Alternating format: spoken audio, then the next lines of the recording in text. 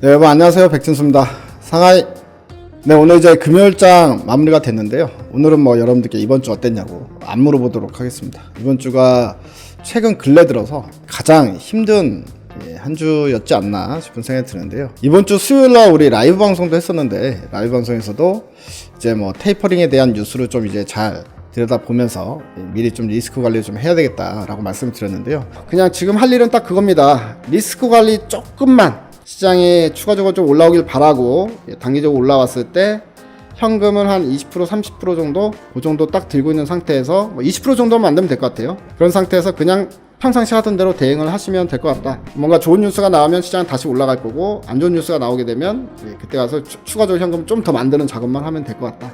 바로 이제 목요일부터 이제 급락이 나오기 시작해서 오늘까지 연속 이틀 이제 급락세로 이제 마무리되는 모습입니다. 코스닥이 이제 어제 3% 빠졌고요. 오늘도 뭐 거의 비슷한 수준의 하락세가 나타났다. 코스피도 이제 완전히 3,100포인트가 깨져서 이제 곧 3,000포인트에 이제 도달할 모양새로 이제 가고 있는 상황이구나. 이렇게 보이는 상태에서 오늘 장이 마감이 됐는데요. 일단 뭐 하락의 원인부터 이야기하고 그 다음에 이제 전략을 이야기하는 방식으로 좀 진행을 해봐야 될 것 같습니다. 어저께 이제 주가가 하락했던 이제 가장 큰 이유는 결국에는 테이퍼링에 대한 우려감이 나온 거죠. 이제 어제 같은 경우에는 그러니까 그 전날이었죠. 그 전날 이제 미국 증시에서 7월 달에 했던 FOMC에 대한 의사록이 공개를 돼서 내부를 들여다보니 연내에 빨리 테이퍼링을 시작해야 된다라고 이야기한 연준 의원의 숫자가 내년부터 테이퍼링을 고려해야 된다라고 말한 연준 의원의 숫자보다 훨씬 더 많았다. 이런 이제 결론이 나왔죠. 그러면서 연내 테이퍼링이 기정사실화 되겠구나라는 어떤 그런 공포 심리가 아시아 시장을 확 덮친 거죠.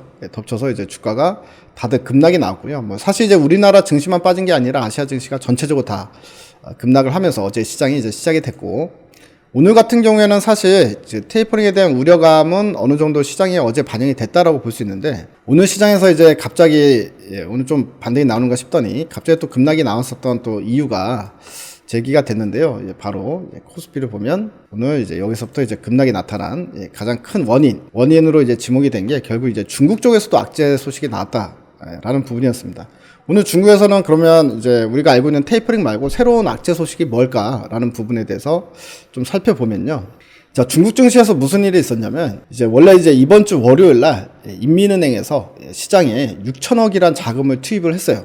증시 유동성 자금으로 투입을 했는데, 그 다음날 7천억 위안 만기가 또 도래를 했었습니다. 근데 다음날 7천억 위안 만기에 대해서는 연장을 해야 되는데 연장을 안 하고 그 전날 6천억 뿌려놓은 그걸로 대체를 했다라는 거예요. 그러면은 결과적으로 시장의 유동성을 공급한 것 같아 보이지만 실질적으로는 오히려 1,000억 위안 정도가 회수를 해간 거잖아요. 인민은행에서. 이제 그게 알려지면서 이제 중국 증시가 확 떨어지기 시작했고요. 오늘 같은 경우에는 이제 어떤 일이냐면, 주 초반에 그런 일이 있으니까 중국장 이제 폭락이 나타나면서 시장에 어떤 중국 내부에서 어떤 이야기가 오고 갔냐. 야, 이게 이제 얼마 전부터 중국 정부가 자꾸 이제 기업들한테 규제를 가하기 시작하더니 이제는 이제 유동성도 이제 축소를 시키면서 긴축 정책으로 이제 돌아서는구나 라는 이제 공포심이 이제 막 들어오니까 언론 보도를 통해서 무슨 말을 하냐면요. 관영통신을 통해서 계속 완화적인 통화 정책을 시사하는 내용의 기사를 계속 내보낸 거예요. 그랬는데 그렇다 보니까 오늘 이제 어떤 이슈가 있었냐면, LPR 이제 금리를 인하를 할 거냐 동결을 할 거냐라는 부분에 있어서 이제 관영 매체들이 기사로 계속 완화적 통화 정책을 이야기를 하니까 시장에서는 어떤 기대를 했겠습니까? LPR 이제 금리 인하를 시킨다거나 아니면 지준율 인하를 통해서 시장의 유동성을 공급하는 효과를 주길 거니라고 기대를 했는데, 오늘 딱 뚜껑을 열어보니까 인민은행에서 LPR 금리를 동결을 해버린 거예요. 그러니까 이제 시장에서 갑자기 확 시각이 또 정반대로 바뀐 거죠. 긴축으로 가는 게 맞구나. 그래서 이제 막 규제를 때리고 이제는 유동성 공급도 안 하고, 시장이 이제 우려감을 좀 깃두고 있는 상황이잖아요. 이런 상황에서도 중국 정부 당국에서는 지금 손 놓고 있는 상황이다 라는 게 알려지면서 중국 증시가 오늘 다시 급락세가 나타났고요. 장중 급락세. 그러니까 다시 살려놓고 다시 또 죽이고 있는 상황 아니겠습니까? 이런 급락세가 나타났고, 결국에 이제 우리 증시도 오늘은 이제 그만 좀 빠지겠지라고 하고 사람들이 좀 기대를 했는데 오늘은 또 중국발 악재로 이렇게 급락이 나왔습니다. 이럴 때 이제 사람들이 가장 많이 하는 얘기가 그거죠. 미국장 빠지면 미국장 빠진다고 떨어지고 중국 무슨 일 있으면 중국 빠진다고 떨어지고 우리랑 아무 상관없는 어디 이제 저쪽 어디 이름도 못 들어본 나라가 무슨 뭐 국가에 문제가 생겼다고 하면 그거 가지고 빠지고 대한민국을 왜 맨날 얻어맞기만 하냐 이런 얘기가 주식을 하는 사람들 입장에서는 상당히 많이 하시는 이야기들이거든요. 예. 그러니까 이제 오늘도 결과적으로 뭐 여기 때려 맞고 저기 때려 맞고 뭐 이런 상황이었다라고 볼 수 있는 상황인 것 같습니다. 자, 오늘 이 시장 하락에 대해서 삼성증권에서 코멘트 나온 게 있어요. 이것도 한번 보겠습니다. 예. 삼성증권에서 뭐라고 나왔냐면 패닉과 서바이벌 긴급 증시 대응 전략이라고 해서 오늘 삼성증권에서 이야기가 나왔는데 제가 일면 이제 동의하는 부분도 있어요. 예. 그래서 일단은 이 내용부터 좀 보겠습니다. 예. 추가 언더슈팅 여지를 감안한 시장 바닥은 연간 전망 하단이기도 한 3,000포인트 부근에서 설정이 가능하다. 요 펀더멘털로 봤을 때는 바닥이 3,100포인트다. 그래서 이 3,100포인트 아래로 지금 떨어진 거잖아요, 지수가. 그러니까 이런 경우에는 투매에 가담하기보다는 오히려 저점 매수가 절대적으로 유리하다라는 식의 이야기를 했습니다. 이제 포트 재정비를 하게 된다면 우선순위는 이제 정유화학이나 자동차, 2차 전지, 그다음에 대형 바이오, 그다음에 낙폭과대 실적주 이런 걸로 이제 포트를 꾸리자라고 제시를 했고요. 어쨌든 이제 시장 그 관련한 이야기만 보게 되면 이 삼성증권의 이야기는 결과적으로 제가 좀 정리를 해두면 이런 내용이에요. 실적 대비해서 PER 기준으로 봤을 때, 그러니까 실적 대비한 우리 밸류에이션 기준으로 봤을 때, 현재 이제 12개월 PER이 10.9배 정도 수준이다라는 겁니다. 지금 현재가. 그래서 코로나 팬데믹 이전인 2019년 말에 11.8배를 밑도는 동시에 2020년 11월 달 이래로 가장 밸류에이션 하단 부분이다라는 거죠. 그렇기 때문에 현재 조정이 결과적으로는 뭐 수급적으로 어떤 이제 악재가 있어서 생각보다 더 많이 빠졌다라는 이제 결론입니다. 그렇기 때문에 이제 밸류에이션을 감안했을 때는 사실 이제 3,100포인트 아래로 떨어지면 안 되는 거고 그리고 이런 수급적인 부분도 감안을 했을 때도 3,000포인트 아래로 가긴 힘들다. 이런 내용의 이제 리포트가 나온 건데요. 사실, 밸류에이션 상황은 지금 단기적으로는 의미가 없을 것 같아요. 이게 중기적으로 봤을 때는 밸류에이션 아래로 떨어지면 나중에 이제 주가가 올라올 때 그만큼 더 올라온다라는 개념으로 볼 수는 있거든요.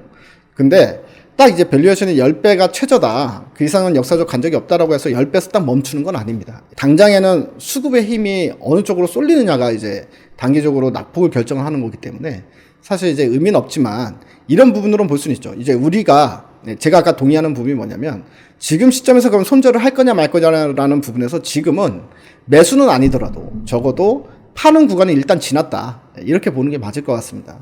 그래서 여러분들께 이제 말씀을 드릴 전략은 뭐냐면 자, 코스닥이 훨씬 많이 빠졌으니까 코스닥 기준으로 보면서 말씀을 드릴게요. 자, 1000포인트 아래로 지금 주가가 빠졌죠. 그리고 이제 950포인트가 그 다음 지지라인입니다. 문제는 요 구간 아래에서, 요 구간에서는 그러니까 이제 오늘보다 주가가 더 빠졌을 경우에는 사실 매도를 할 수 없는 구간이다라고 아예 생각을 해버리시는 게 좋아요. 그래서 저점이 어디에 형성될지는 모르죠. 하지만 저점 찍고 올라올 때 충분히 이 구간 이상은 기술적 반등이 나온다고 하더라도 올라올 수 있는 구간이다라고 생각을 하시고 이 아래에서 파는 거는 사실 의미가 없다는 겁니다. 이번 주에 초에 일단 대응을 현금화를 일부 대응을 못 하신 분들 이런 분들 입장에서 말씀을 드리면 기다리는 수밖에 없다. 그리고 제가 봤을 때는 다음 주 중에는 어쨌든 기술적 반등이라도 잠깐 올라오는 기술적 반등이라도 나올 수는 있을 것 같으니까 차라리 매도를 하고 싶으면 너무 견디기 힘들면 기술적 반등이라도 노리고 현금화를 만드는 게 맞다. 이렇게 좀 말씀을 드리고 싶고요. 그리고 이제 두 번째로는 주초에 일단은 뭐 유튜브 보시면서 주초에 미리 현금 20% 만들어 놓자 리스크 관리 시작하자라고 말씀드렸을 때 현금을 만들어 놓으신 분들 같은 경우엔 이제 저점 다음 주 중에 한번 들어갈 수 있는 타이밍이 나올 수 있을 것 같은 생각이 듭니다. 그러니까 저점에서 이제 잡고 들어올릴 때 방망이를 좀 짧게 잡고 다시 현금화를 만드는 전략 이렇게 이제 가는 게 좋을 것 같다. 이 두 가지 정도로 좀 말씀을 드리겠습니다. 현금이 없으신 분 그리고 현금을 들고 있으신 분 양쪽에 나눠가지고 좀 말씀을 드렸는데요.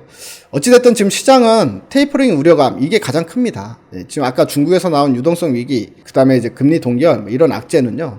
사실 이제 단기적인 악재로 봐야 되는 거고 앞으로 이제 계속해서 이제 돈을 공급해 주던 거를 어느 정도 축소를 할 거냐가 이제 가장 큰 이슈인데 이 테이퍼링 이슈 같은 경우도 주가가 이렇게 많이 떨어져 버리면요 일단 어느 정도는 시장에 미리 선반영 됐다라고 보는 게 맞을 것 같습니다. 그래서 혹시나 뭐 반전이죠. 의외로 연준에서 올해 연내가 아니라 이제 내년 초부터 테이퍼링을 실시할 예상을 갖고 있다면 시장은 재빠르게 다시 원상복귀 되는 거고요. 만약에 그렇지 않고 테이퍼링을 시장이 예상하는 대로 뭐 11월이나 12월 달부터 시작이 된다라고 결론이 나온다고 하더라도 이미 그 전에 미리 이 결론을 갖다가 주가가 선반영이 된 상황이기 때문에 오히려 불확실성 해소로 받아들일 수도 있습니다. 시장은. 그렇다고 아주 큰 반등은 못 나오겠지만, 그래서 이제 충격 파동은 미리 선제적으로 때려맞고 있는 거다라고 생각하고 대응하시면 좋지 않을까라는 생각을 하고요. 이번 주 이제 가장 힘들었던 한 주를 보내신 우리 대박인님들한테 제가 이제 드리고 싶은 말씀은, 종목은 팔 때가 있고 팔지 않아야 될 때가 있어요. 근데 지금은 팔지 않아야 될 때다. 이 말씀을 드리고 싶고요. 템플턴의 이야기로 좀 대체를 하겠습니다. 시장의 패닉에 절대 즉각적으로 행동하지 마라.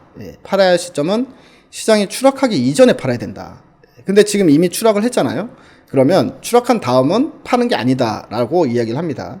오히려 숨을 한번 깊게 들이쉬고 조용히 자신의 포트폴리오를 분석해보라. 최적의 매수 타이밍은 시장의 피가 낭자할 때다. 설령 그것이 당신의 피일지라도 말이다. 라는 문구가 있어요. 이렇게 하락장 때는 이 문구를 한 번씩 이제 들여다보는 것도 좋을 것 같아요. 물론 이제 미리 대응을 했다면 아무 문제가 없겠지만, 대부분의 사람들은 미리 대응을 할 수가 없고 이미 때려맞은 상태에서 이제 걱정을 하기 시작하는 거니까 이렇게 이제 생각을 해보시는데요. 아마 다음 주 초쯤에는 반대 매매도 좀 어느 정도 나올 것 같아요. 뭐 신용이나 아니면 이제 뭐 주식담보대출 받아서 주식 매수하는 사람들이 있잖아요. 이런 분들이 이제 자기 의사랑 상관없이 이 손실률이 너무 커져버리면 증권사나 아니면 이제 대출 기관에서 내 종목을 그냥 팔아버리거든요. 오전에 시초가에. 이 정도 빠졌으면은 다음 주 초반에는 이런 반대 매매도 좀 어느 정도 매물이 나올 것 같아요. 그러면 이제 시장의 충격파가 딱 나왔다가요, 오히려 이제 저점 잡고 올라갈 수 있는 기회가 되기도 하니까. 어쨌든 지금 이번 주 뭐 어차피 장 끝났으니까 이번 주 장 마무리하면서 다음 주 시작하실 때요, 다음 주에 일단 주 초반에 월요일 날 주가가 또 추가적으로 급락이 나온다고 하더라도 여기서 급락이 나오는 수준에서는 그냥 버티셔라. 이것만 기억하시고 일단 다음 주를 맞이하시면요, 제가 또 새롭게 업로드 시키고 다음 전략 알려드리도록 하겠습니다. 여러분들 고생 많으셨습니다. 주말 동안이라도 아무 생각 말고요, 푹 쉬시고 다음 주 걱정은 다음 주에 하시고, 이번 주 한 주 내내 스트레스 많이 받으셨으니까 이번 주는 이 스트레스를 해소하는 데 좀 집중을 하시고 다음 주에 만나 뵙도록 하겠습니다. 모두들 고생하셨습니다. 대박 나십시오. 대바이.